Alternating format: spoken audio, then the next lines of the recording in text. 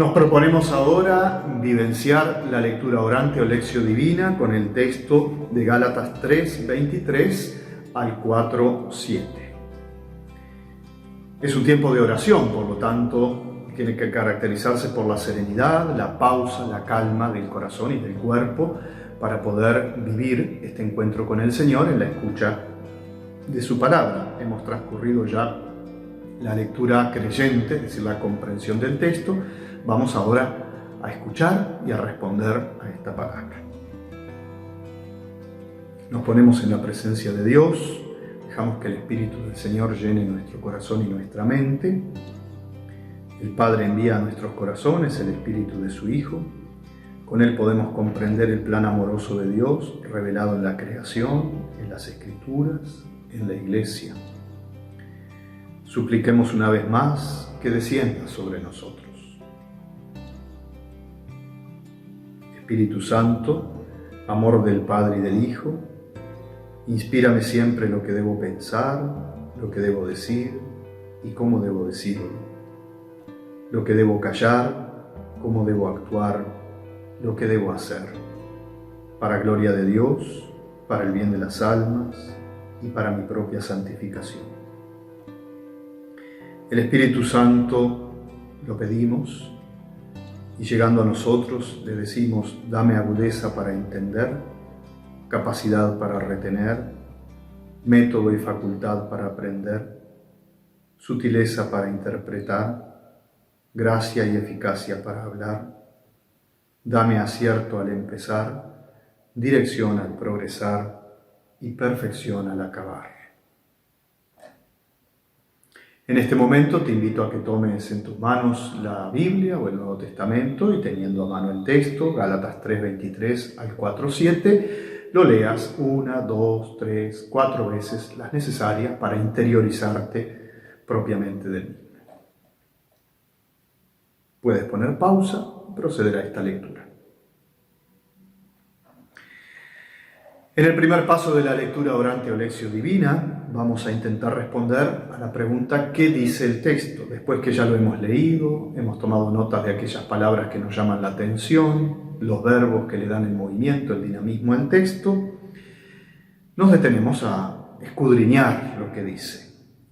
Tras la proclamación del texto volvemos a leerlo si es necesario, recordamos lo reflexionado en la sesión de la lectura creyente, permanecemos atentos a las palabras o expresiones que van fijándose en nuestro interior.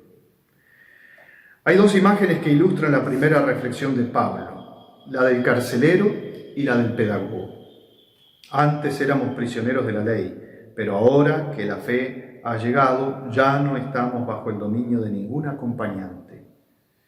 Deja así claro que el valor de la ley de Moisés era relativo y provisional y que su objetivo era orientar hacia la meta que es Cristo. Una tercera imagen ofrece una definición del bautismo como revestirse de Cristo. Los ritos que en él se realizan expresan una honda realidad. Hemos sido incorporados a Cristo, consagrados a Él. Este revestimiento tiene implicaciones personales, comunitarias y sociales. La fe en Cristo Jesús, aceptada por el bautismo, nos hace hijos e hijas de Dios. Esta identidad filial implica la unidad e igualdad de todos los miembros de la comunidad cristiana.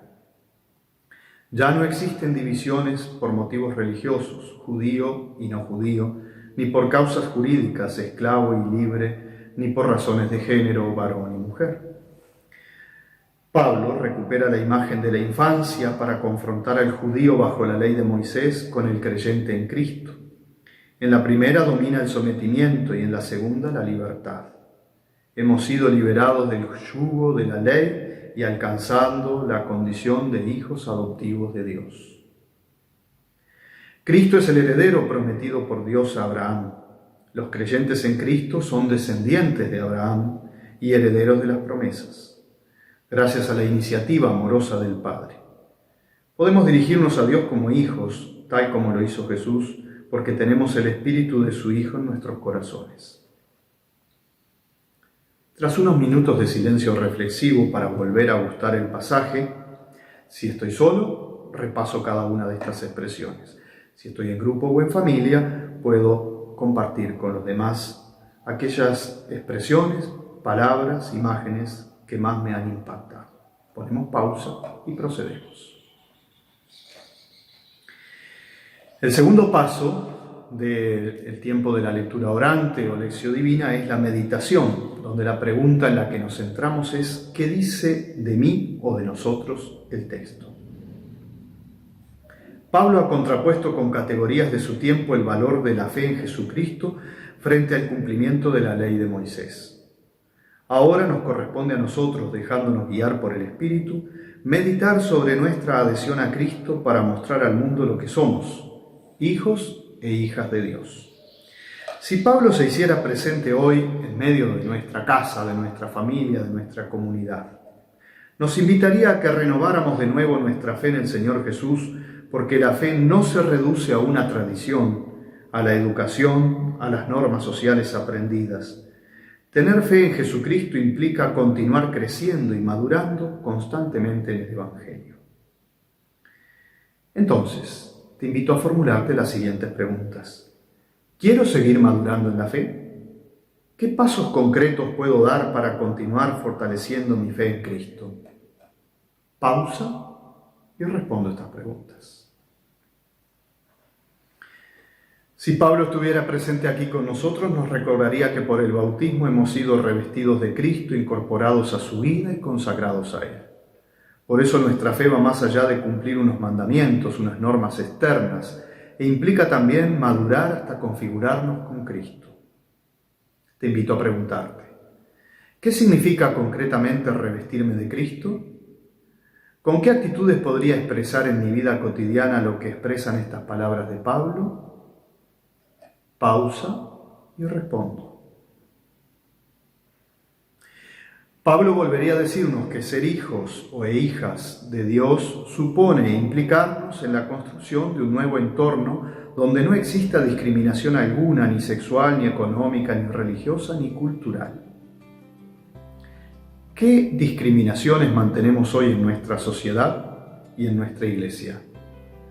¿Soy consciente de que son contrarias al Evangelio? ¿Cómo puedo alzar mi voz e implicarme para que desaparezcan? Pausa y respondo.